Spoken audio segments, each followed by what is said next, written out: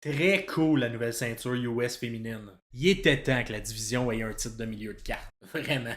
Hey, si Vince il était encore en charge, qui tu penses qu'il mettrait comme première championne? Akira Tozawa déguisée en madame.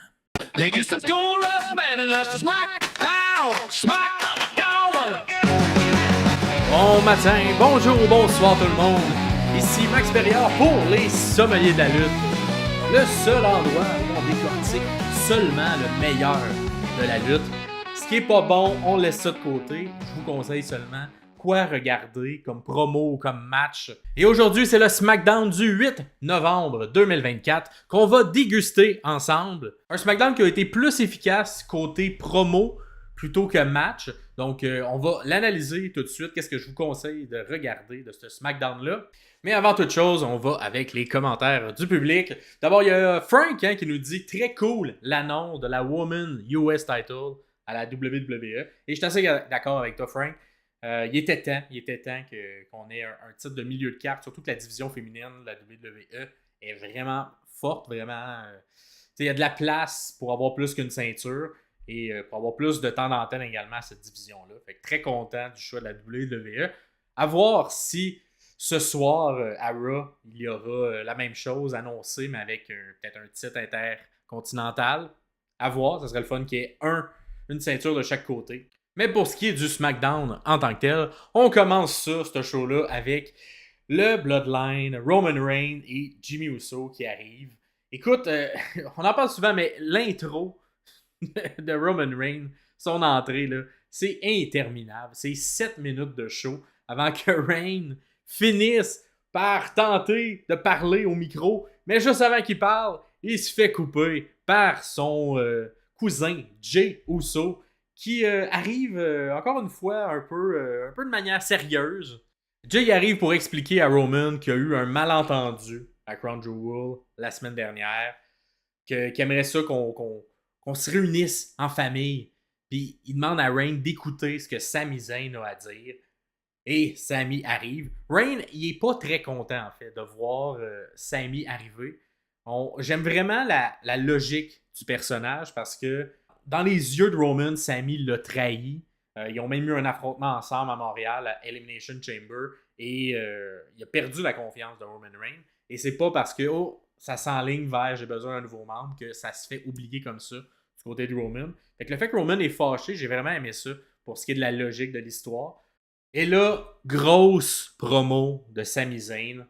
Il commence ça en disant que le coup de pied qu'il a reçu au visage, qu'il a donné là, à Crown Jewel, ben, c'était pas intentionnel. C'est pas Roman Reigns qui visait, c'était ça. Ensuite, ben, il dit que quand ils étaient tous réunis ensemble, toutes les quatre, on dirait que pendant 1 minute, la magie est revenue. C'était spécial. Tu sais, Zayn se souvient, même s'il a vécu beaucoup de choses à travers la Bloodline, pour lui, c'est quand même une période qui l'a marqué dans sa carrière, une période qui chérit un petit peu. La vie qu'il avait avec le Bloodline, c'était comme une famille pour lui.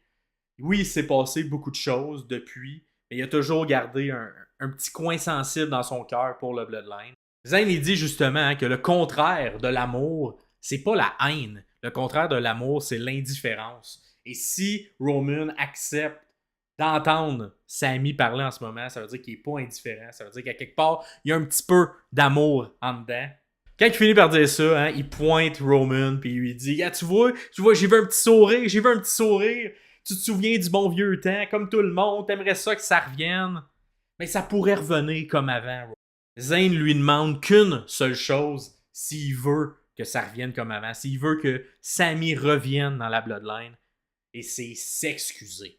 Il demande à Roman qu'ils doivent s'excuser, mais pas à lui, pas à Sami. Il veut qu'il s'excuse à Jey Uso. Ce qu'il a fait vivre à Jey Uso au niveau mental, au niveau physique. Il aimerait ça qu'il s'excuse. Et là, évidemment, toute la foule capote à ce moment-là. Ça crie Sami Uso, ça dit yes. On veut que cette réunion-là se concrétise. Reigns s'approche vers Jey, s'excuse, mais il s'excuse pas de tout ce qu'il a fait. Il s'excuse parce que il est en train de perdre son temps à entendre parler Sami Zayn. Sami n'a pas rapport dans cette histoire-là. Il n'a pas rapport dans la famille. Lui, ce qu'il veut, c'est avoir Solo, la tête de Solo sur un pic. Fait qu'on s'en fout de Sami. Il va pas s'excuser, il va pas rien faire. Il n'a pas rapport dans la famille. Il veut Solo. À ce moment-là, ben, Zayn quitte amèrement déçu, un peu hué de la foule également, parce qu'on aurait aimé ça, que ça se concrétise à ce moment-là. Et Jay quitte également. On se retrouve en coulisses, hein, où Jay prend le bras de Rain en lui disant Hey, écoute-moi. Et là, tu sens que Rain, il aime pas ça. Le côté orgueilleux, le côté un peu tribal chief, mais son ancien personnage qui dirigeait, il aime pas ça se faire dire quoi faire par Jay ou par Jimmy. Fait qu'il dit, gars, c'est ça, tu l'aimes tant ton ami Sammy, ben gars, va le rejoindre, j'ai pas besoin de toi. Il se met à regarder Jimmy, lui dit la même chose, il dit, quoi, toi aussi, tu vas me contredire, ben c'est ça, va retourner, va rejoindre ton frère, j'ai pas besoin de vous autres. Et on a un Roman Reigns isolé, en coulisses, qui va devoir, à la fin du SmackDown, confronter la nouvelle Bloodline seule. Donc jusqu'à ce point-ci, j'ai vraiment apprécié tout ça, parce que c'est logique. C'est logique que Reigns, ça sera pas du jour au lendemain qu'il va changer son personnage. Il faut faire des petits pas par en avant et tranquillement, pas vite, ça va l'amener à devenir une nouvelle personne, un nouveau personnage, un nouveau Tribal Chief, ou qui va plus mettre l'égalité et la démocratie de l'avant. Mais il n'est pas encore rendu là. Fait que jusqu'à ce moment-là, j'ai vraiment aimé ce qu'on a fait parce qu'on nous racontait une excellente histoire du fait que Reigns n'était pas encore rendu au même endroit que Jay, Jimmy et Sammy. Et malheureusement, ça s'est un petit peu gâté à la fin du show. Fait qu'on va tout de suite y aller parce que c'était le squelette de ce SmackDown-là. Fait qu'on saute tout de suite à la fin du show. On reviendra sur le reste de la carte plus tard. Donc le Bloodline arrive pour confronter encore une fois Roman Reigns. Cette fois-ci, Roman, ben, un peu comme tout le monde dans la foule, il ne veut pas reconnaître Solo comme le Tribal Chief. Il va jamais le reconnaître, mais lance une espèce de Hail Mary. Il tente le tout pour le tout et challenge Solo à un match 1 contre 1 pour savoir qui va être le nouveau Tribal Chief. Et Solo part à rire lorsque Reigns mentionne ça. Et encore une fois, j'ai bien aimé la logique parce que Solo, il est comme, pourquoi je ferais ça? Pourquoi j'aurais un match pour savoir qui va être le vrai Tribal Chief? C'est moi le Tribal Chief, c'est moi qui a une tribu, c'est moi qui a des membres dans ma tribu. Toi, t'es tout seul, il n'y a personne qui vient pour te défendre. Pourquoi j'oserais mettre mon autorité en jeu dans un match 1 contre toi? Non, non, non, ça se fera pas. Mais si tu veux aller en guerre, on peut aller en guerre. Et là, on commence à parler de Wargame. Fait que lui, il dit, gars, moi là, j'ai 5 membres dans ma tribu. Si t'es capable de trouver 5 personnes de ton bord aussi, ben, on va pouvoir faire un Wargame ensemble. Et là, il se met à nommer les gens. Fait qu'il est comme Tamatonga, Tangaloa, Jacob Fatou, lui-même. Et le 5e membre, eh bien, c'est son petit chien, Sami Zayn. Sami Zayn arrive un peu piteux, et c'est à ce moment-là que, bon, Reigns se revire un peu surpris, et il se fait sauter dessus par le Bloodline. Un beatdown en bonne et due forme. Pendant que Sami regarde ça, il réagit pas. Lorsque Solo prend le contrôle de Roman, au lieu de lui-même faire son like dans la gorge, il regarde Sami, et il dit, toi, viens y faire ton kick d'en face. Et là, Sami s'exécute. Peut-être qu'un peu plus tôt dans la soirée, Roman aurait dû s'excuser pour vrai.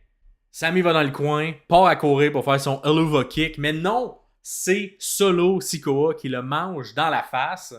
Les deux se mettent à balayer tout le monde qui est dans le ring. Roman fait un spear sur Solo. Et on a un peu un face-à-face entre Sami et Reigns. Et là, c'est là que j'ai trouvé qu'il y a un petit raccourci scénaristique parce que plus tôt dans la soirée, Sami s'est clairement fait rejeter. Le reste du Bloodline également est un peu fragile. Mais là, on a oublié tout ça parce que tout le monde, en commençant par Jay, lève son doigt dans les airs. Et l'ancien Bloodline est sensiblement sur la même longueur d'onde à ce moment-là. Sami lève le doigt, même s'il n'a pas eu ce qu'il voulait en ouverture de SmackDown. Le premier faux pas scénaristique que j'ai pas aimé dans l'écriture de ce chapitre-là du Bloodline, parce que j'aurais aimé voir un Reigns peut-être mettre un peu d'eau dans son vin ou trouver une raison pourquoi il déciderait d'accepter Sami, plutôt que ce soit juste Sami qui fait « Ah ben c'est pas grave, si tu m'as dit non plus tôt, je m'en viens quand même t'aider puis avec le Bloodline, puis je vais être dans ton équipe. » Le fait intéressant cependant, c'est que là, on est 4 contre 4 et un Wargame, c'est 5 contre 5, c'est ce qu'on a mentionné. Alors, qui sera le 5e membre du côté de l'ancien Bloodline et qui sera le 5e membre du côté de la nouvelle Bloodline? Hâte de voir ça s'en va vers où. Fait que dites-moi ce que vous en avez pensé dans les commentaires de ce chapitre-là et qui pensez-vous qui va être le 5e membre de chaque côté pour faire cet affrontement-là qui semble inévitable maintenant au Survivor Series Wargame? J'ai hâte de vous lire. Sinon, pour les autres choses que j'ai appréciées de ce SmackDown-là, on a eu un segment backstage entre Johnny Gargano et Motor City Machine Gun où Johnny était très amical avec eux. Hein. On sait Alex Shelley a été un peu un mentor pour lui. Et il leur dit que Grayson Waller et Austin Theory, ils ont vraiment des faces à puncher dedans. Fait que vous allez aimer ça, les battre plus tard dans la soirée. Cependant, qui arrive pas à la fin de cette petite intercation-là, c'est Tommaso Ciampa, qui est visiblement un peu en colère. Et là, tu vois Johnny qui est comme, oh, mais tu le sais, là, c'est mes amis. Puis comme, on s'en fout que c'est nos amis, ils viennent voler notre spot. Écoute, faut qu'on soit plus agressif, faut qu'on veuille leur casser la gueule. Et Ciampa, plus tard dans la soirée, ils ont un match contre Pretty Deadly et il applique à la perfection son propre plan de match. Il détruit à lui seul Pretty Deadly. Let's go, Estique, on est agressif, on pète tout le monde. Un peu sous le regard, comment dire, un peu apeuré et surpris de Johnny Gargano. Ciampa fait même pas un tag à Johnny. Il prend le pin, il pète les deux, il prend le pin lui-même et sort un peu frustré. Donc, l'évolution de cette équipe-là, j'aime où ça s'en va. C'est déjà quelque chose qu'on a vu à NXT, un affrontement entre Johnny Gargano et Tommaso Ciampa. Je pense que c'est le début d'une petite friction entre les deux. Et j'ai hâte de voir ça va se développer comment dans les prochains mois. Et si on saura faire une aussi bonne histoire que ce qu'on a déjà eu à NXT il y a peut-être 4-5 ans. Parmi les autres segments que j'ai appréciés, il y a celui de Randy Orton qui arrive dans le ring et exige que Kevin Owens arrive. On sentait que le temps était quand même coupé là, pour ce segment-là parce que ça s'enchaînait très rapidement. Fait que avant même que Randy ait fini sa phrase, t'as déjà Kevin Owens qui arrive avec son gilet Kevin is right. D'ailleurs, ça c'est un peu drôle parce que entre deux takes, on a comme Randy Orton qui déchire son gilet lui-même. Et là, pour le reste du segment, il a le gilet déchiré. Fait que c'était un peu comique quand même que lui-même, ça a déchiré son gilet par excès de rage ou d'intensité. Kevin, évidemment, il se fait pas prier, il s'en va sur le ring. On essaie de les séparer, mais il casse la gueule à Randy Orton. Il lui fait même un move qui est banni à la WWE, le Pile Driver, qui a été super bien exécuté. C'était zéro dangereux de la manière que ça s'est fait. Cependant, petit bémol, peut-être qu'au niveau de la caméra, j'aurais pris une caméra qui était ailleurs, parce que l'angle qu'on avait nous montrait clairement que ça avait été réussi sans crainte, là, ce mouvement-là de la part de Kevin Owens, même s'il est banni, il a été fait à la perfection. Donc, tout le reste du sel que les commentateurs font, que la production fait, que les arbitres font, on dirait que c'est moins efficace parce qu'on a vu sur l'achat de caméra initiale que Kevin l'a bien exécuté et qu'il n'a pas vraiment blessé Randy. Fait que c'est mon petit bémol là-dessus. Peut-être j'aurais pris une autre caméra qui shake un peu plus pour voir, hey, l'as-tu vraiment mal fait? Est-ce que Randy est vraiment blessé au cou? Cependant, au niveau de comment on a exécuté le sell, ça a été fait à la perfection. D'abord, écoute, Kevin qui vend ça super bien. Il est comme un peu apeuré de lui-même. Là, il est comme moi, j'ai vraiment été trop loin. J'ai fait un mouvement qui était interdit. Orton vend comme s'il était mort. Évidemment, la civière s'en vient. Il y a même Grave hein, qui demande hey, pourquoi on nous montre la reprise, parce qu'on met la reprise vidéo de tout ça, cette fois-ci bien coupée. Mais t'as Grave qui est comme on devrait pas mettre la reprise, là. On vient peut-être de voir la fin d'une carrière de Randy Orton qui s'est cassé le cou. Et là, évidemment, comme c'est un gentil qui se fait mal, on a Cody Rhodes qui doit venir comme héros de tous pour venir supporter son ami qui est blessé. Fait que ça me fait tout le temps rire quand je vois Cody arriver en top babyface pour aider tout le monde.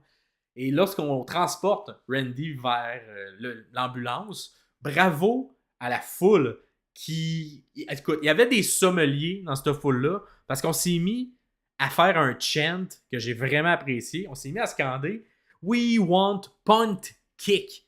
Tac, tac, tac, tac, tac. « We want punt kick ».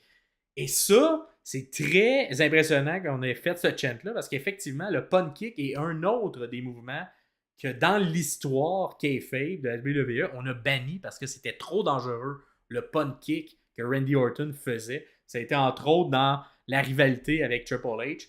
Donc, est-ce que ça a été placé par des gens qui ont parti ce chant-là? Je sais pas, mais c'était très ingénieux de faire un chant « We want punt kick » parce que ça serait le fun de le revoir. C'est un autre mouvement qui a été banni, comme le Pile Driver. Et avec Triple H qui fait partie de cette histoire-là, ça pourrait être intéressant qu'on nous ramène de l'avant ce mouvement-là qui est maintenant interdit.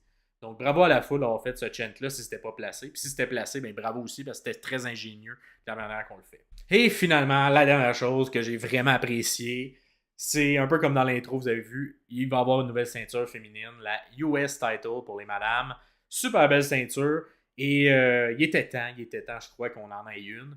Dites-moi, vous, qui vous aimeriez qui soit la première championne US qui est libre d'une ceinture présentement. On a quand même beaucoup de bons noms à SmackDown qui pourraient avoir la ceinture.